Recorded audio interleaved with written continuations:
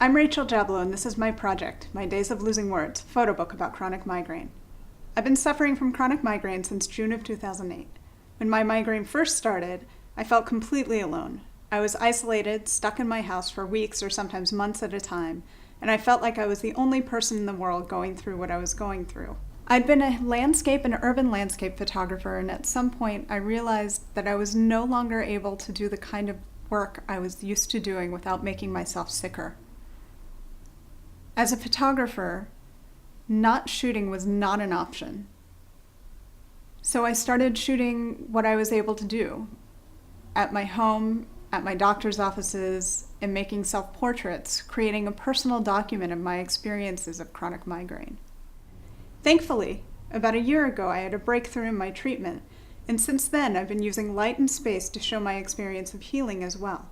All of these images have combined to create My Days of Losing Words. The title, My Days of Losing Words, refers to one of the stranger experiences I've had from my illness, that of being inarticulate. When I was first sick, I couldn't speak because my pain level was so high. When I found medication that brought the pain to a manageable level, it came with a side effect of making me forget words. I was trapped between these two nightmarish experiences. I was frustrated and started keeping a list of forgotten words, using them as reference points for the photographs I was taking. Each image visually captures one of the lost words, and conversely, each lost word becomes the one-word title of its corresponding image. The images are visual mnemonics for the words.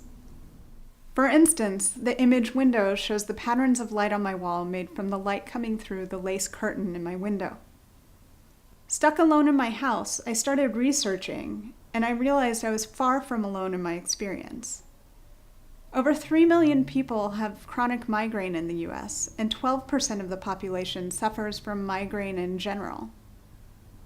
I realized that my work would likely mean something to a lot of people, that it was bigger than just me. So now I'm working with Kehrer Verlag, a fantastic art publisher in Heidelberg, Germany, in order to reach those people.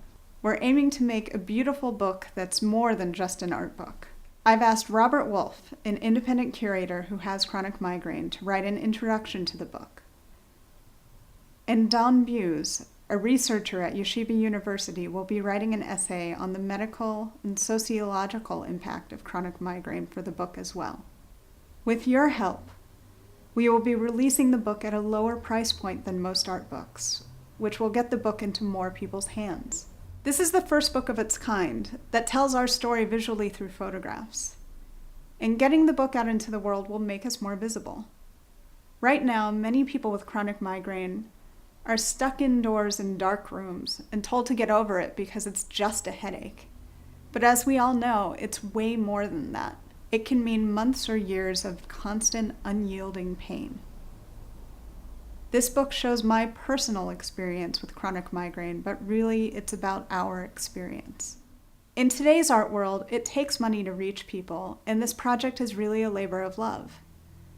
All of the money raised will go towards production costs, by which I mean image processing, proofing, printing, and shipping from Germany.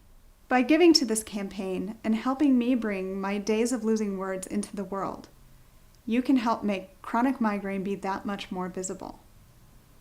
Help us create a beautiful book that can make a difference in people's lives. Thank you.